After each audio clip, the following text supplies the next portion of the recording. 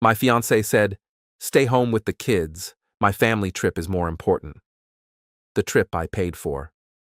I nodded. Of course. No argument. No scene. That night, I made one quiet decision.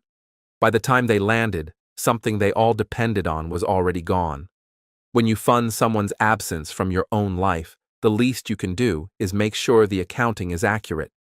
Subscribe to Voxa Narrator right now, because this story is only the beginning of what quiet decisions look like when they finally land.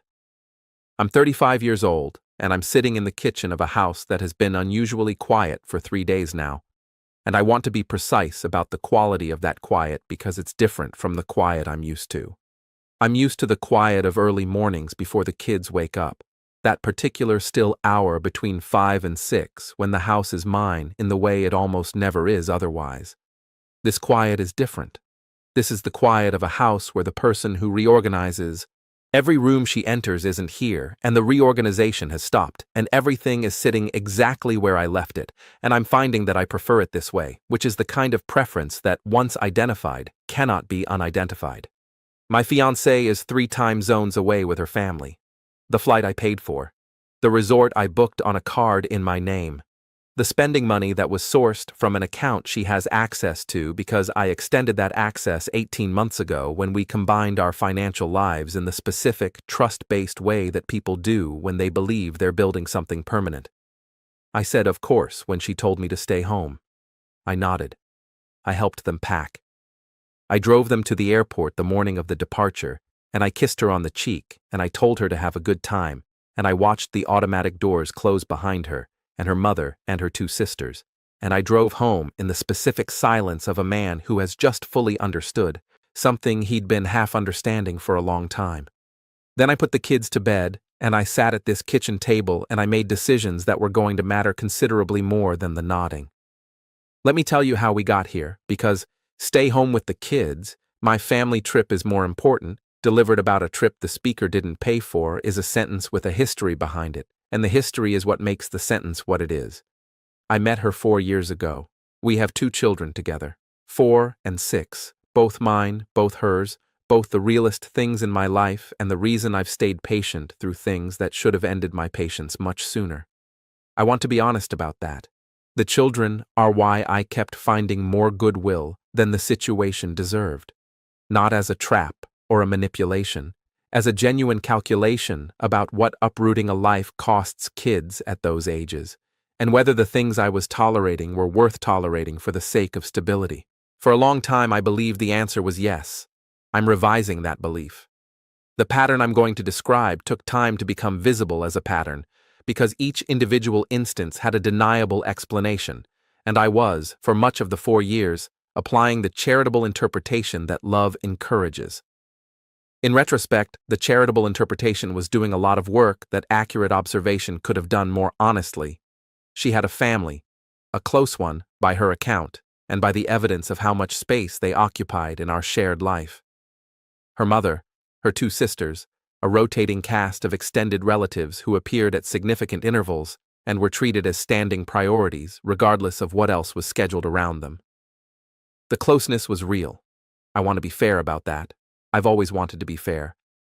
But the closeness operated with a specific directional logic that took me a long time to name accurately, which was that her family's needs and wants consistently ranked above mine, our children's routines, and the commitments we'd made as a couple, and this ranking was not negotiable, and was presented as an aspect of who she was rather than a choice she was making.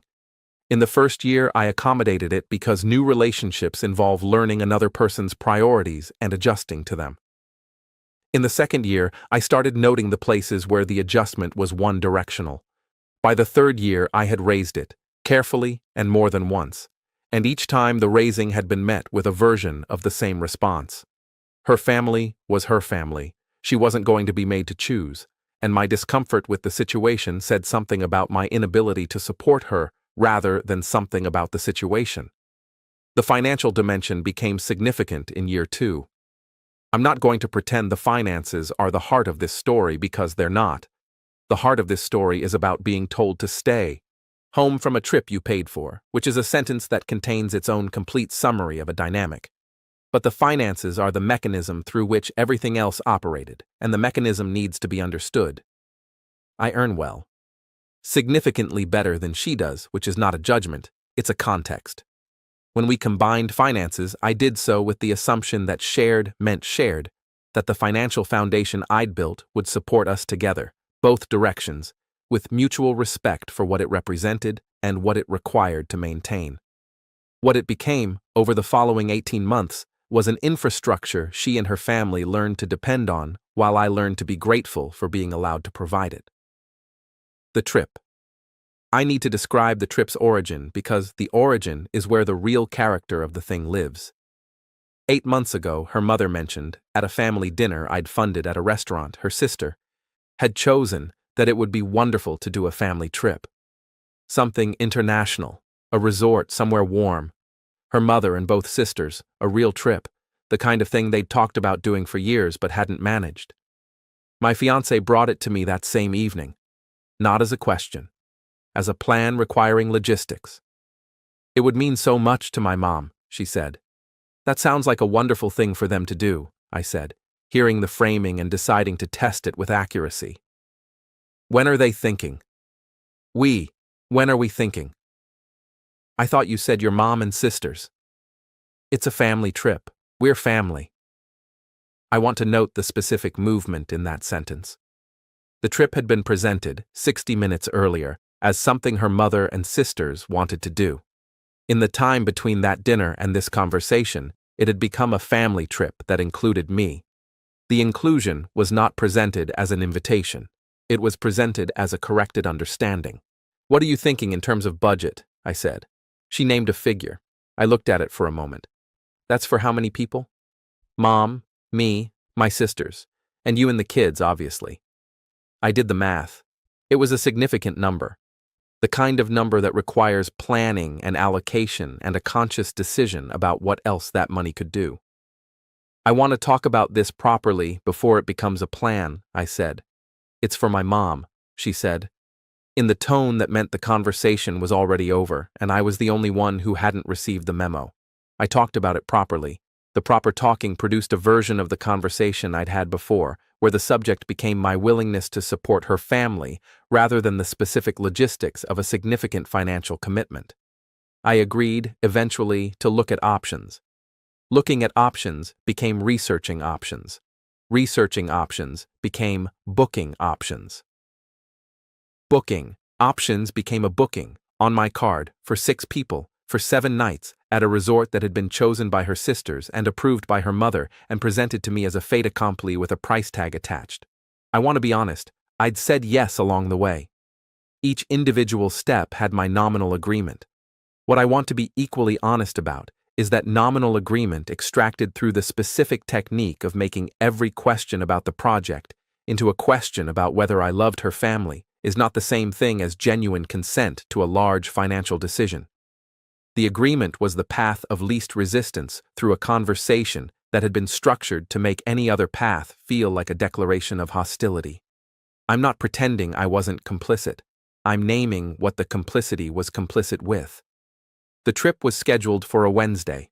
The previous Sunday was when she told me I wasn't going. We were at the kitchen table. I keep coming back to this table, which is apparently where all the significant things happen in this house. And she was going over the packing list with her phone out, and she said, with the specific casual finality of someone communicating a decision that had already been made, I think it'll be better if you stay home with the kids. I looked up from what I was reading. I was planning to come, I said. I know, but it's a family thing. My family. The kids would be disruptive at the resort. My mom wants it to be relaxed.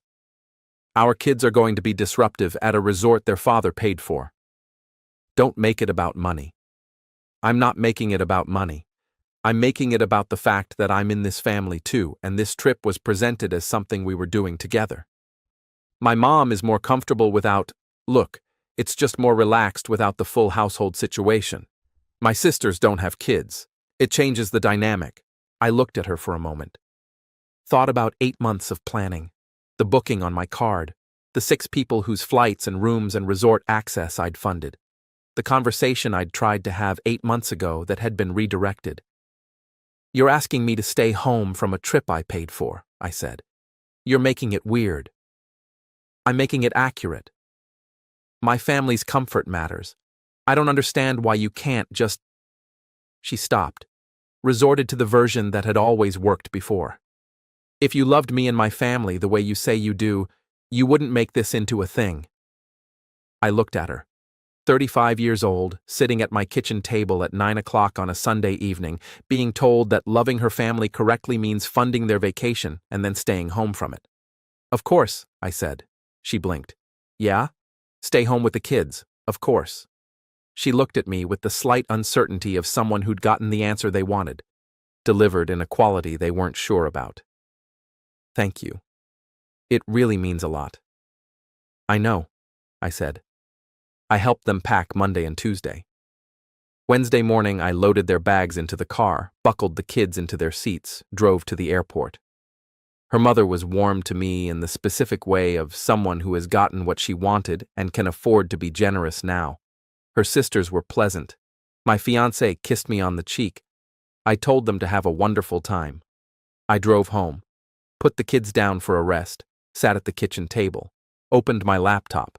The first thing I did was access the shared account, the account that was mine in origin and hers in access, the one that had been funding the shared infrastructure of our life for 18 months and that had, over those months, become the quiet engine that ran everything from groceries to her personal subscriptions to the standing transfers she'd established for things she categorized as joint expenses and that I'd never fully audited. I audited it now. The audit took 2 hours and produced a document I've looked at several times since because the document is clarifying in the way that actual numbers always are. Standing transfers I hadn't reviewed in over a year, subscriptions that had been added to the account without a conversation, a recurring payment to a service I'd never heard of, established 8 months ago, modest enough to be invisible in ordinary review, 3 separate subscriptions to streaming and shopping platforms in her name on my payment method. I addressed each one methodically. The standing transfers, I canceled all of them, with the exception of 2 that related directly to household expenses for the children, which I was not touching because the children are not part of this accounting. The subscriptions in her name, removed from the payment method. The service I didn't recognize, canceled. The shopping platforms, removed my card from each account, which would leave her accounts intact but without my funding attached. Then I looked at the shared access itself, the account access she'd had for 18 months. I called the bank, asked about the process for adjusting shared access on the account. The process was straightforward. I initiated it. The bank sent a confirmation. The change would process within 24 hours. Then I looked at the resort booking. The booking was in my name, paid for, confirmed. 7 nights, 6 guests. There was a modification option. I accessed the reservation, and I removed 3 guest names, her mother and both sisters. Their rooms had been booked as separate units. The modification was clean and complete. The rooms would release back to the resort's inventory. I would receive a partial credit back to my card. I want to be careful about something here. I did not remove her from the booking. She was my fiancée. She was the mother of my children. I was not going to strand her at an international resort. The children's rooms I left intact. Her room I left intact. What I removed was the 3 rooms belonging to the people whose comfort was more important than my presence. Then I sat back, and I thought about what I was going to say to her, and when. I decided, not by phone while they were in transit, not by text, not in any format that could be managed from a distance and arrived back to me, filtered through her interpretation of it. When she landed and they arrived at the resort and discovered that 3 of the 6 rooms had been canceled and released, she would call, and I would answer. And we would have the conversation in real time, without preparation on her end, which was the only format in which honest conversation had ever been available to us. The call came 7 hours after they landed. I was giving the kids dinner when my phone buzzed and I saw her photo on the screen. I set down the wooden spoon, told the kids I'd be right back. Went to the hallway. "The rooms are gone," she said. Her voice was the specific tight quality of someone who is furious and is in a public place and cannot express the fury at its full scale. "I know," I said. "What did you do?" I canceled your mother's and sister's rooms. Yours and the kids are intact. Why would you? A pause. I could hear her breathing, heard her moving somewhere quieter, heard the ambient resort sounds receding. They're standing at the front desk right now. There's no room for them. I know. I'm sorry for the inconvenience to them. Sorry.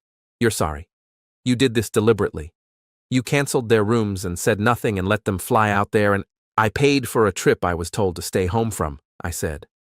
I thought about what that sentence meant for a few days, and I made an adjustment. This is insane. You've lost your mind. My mother is standing at a resort with no room because you decided to throw a tantrum.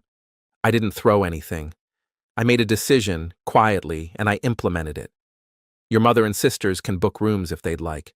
The resort has availability. They'll need to use their own cards.